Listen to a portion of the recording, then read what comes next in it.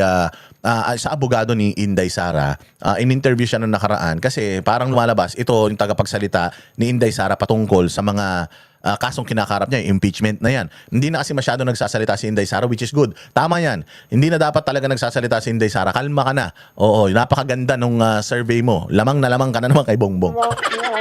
So pakinggan natin yung interview ni attorney yung defense lawyer niya o defense counsel niya. Pakinggan natin yung kanyang sagot sa pag-file ng impeachment kay VP Sara. Disclosing po syempre po yung aming legal strategy or our main defense. No? Siguro the way we can describe it is madali kasi pong magbigay ng paratang, madaling magbigay ng aligasyon laban kung sino man, pero ang importante po kasi dito ay ebidensya.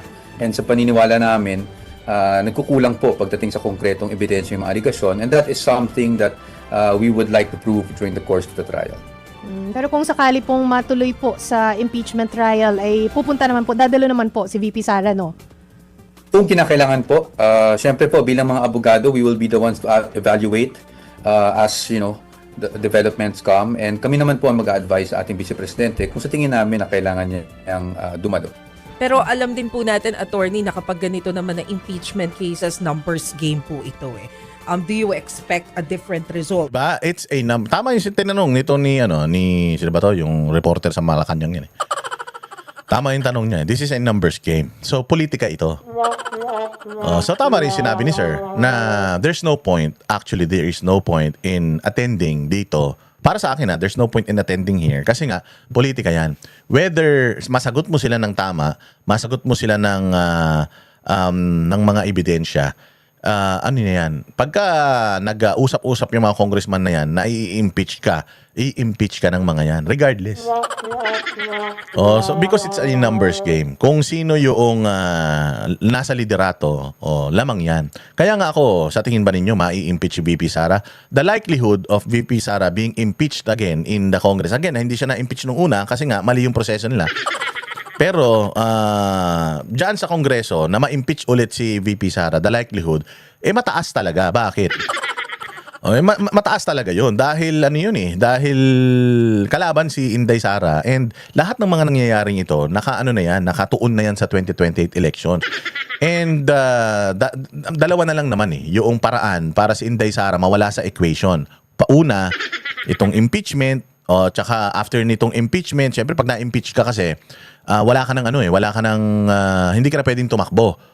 Pero syempre hindi lang impeachment ang gagawin ng mga yan. Ipahihirapan pa yan, ipakukulong pa yan.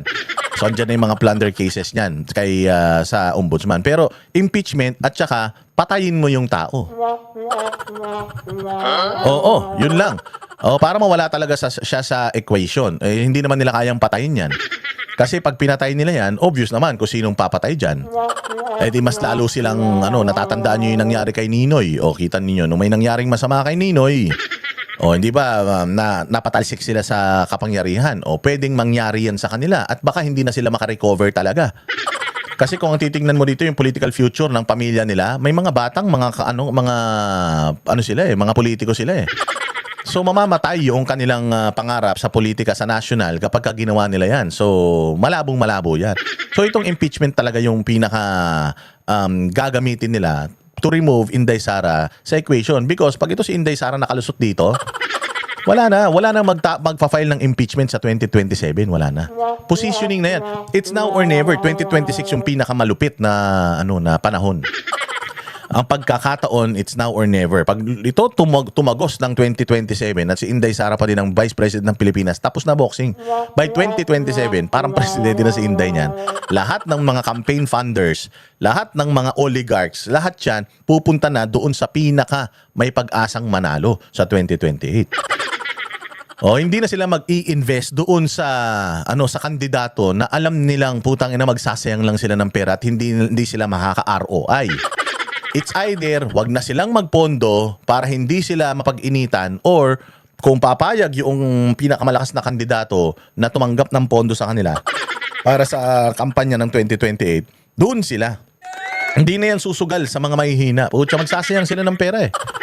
Hindi na yan. So talagang ano to, matinding to. So the likelihood na si Inday Sara ma-impeach dito sa Congress, mataas yung porsyento. Pero hindi na kasing taas nung 2025. Yung impeachment niya ng 2020, hindi na. Kasi nga, marami sa mga congressman ngayon na nagpapanggap na lang na ano sila, na kakampi pa sila ng administrasyon, pero lame duck na ang presidente natin. Lame duck na si Bongbong with all this chismis na lumalabas. Yaang mga, minsan maganda rin yung mga lumalabas na mga chismis na ganyan.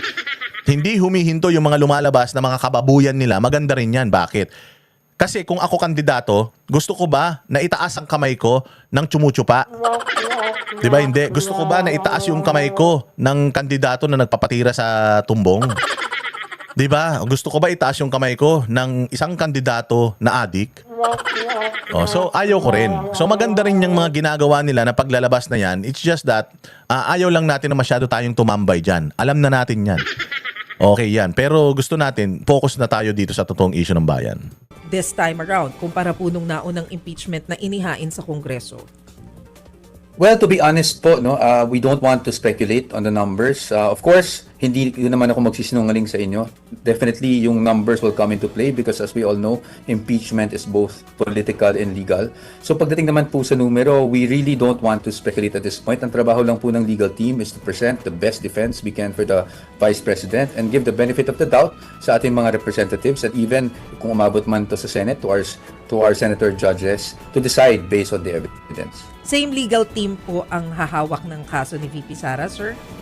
Opo, wala naman pong pagbabago. It's the same team that has been formed since 2023. In fact, kung maalala natin, may mga pahayag na rin ng ating Vice Presidente na simula pa noong 2023, kahit wala pang naiahain na impeachment complaint, nung may umuugong pa lang at may mga ibang grupo that were floating the idea of an impeachment, nagbuo na silang team. So the team is intact and it will be the same team po for the upcoming impeachment complaints. Paniniwala nyo pa rin po ay itong mga impeachment complaints ay political persecution?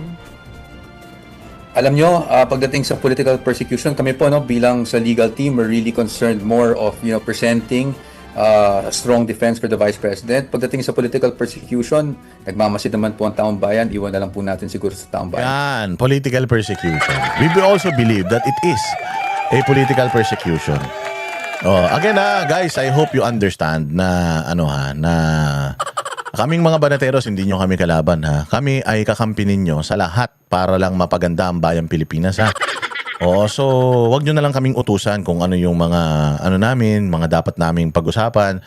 Basta kami, ang focus ng mga content namin is para makakumbinse noong mga hindi pa nagdidesisyon at maging consistent na ipaintindi, ipaalala doon sa mga followers natin na dapat focus lang tayo.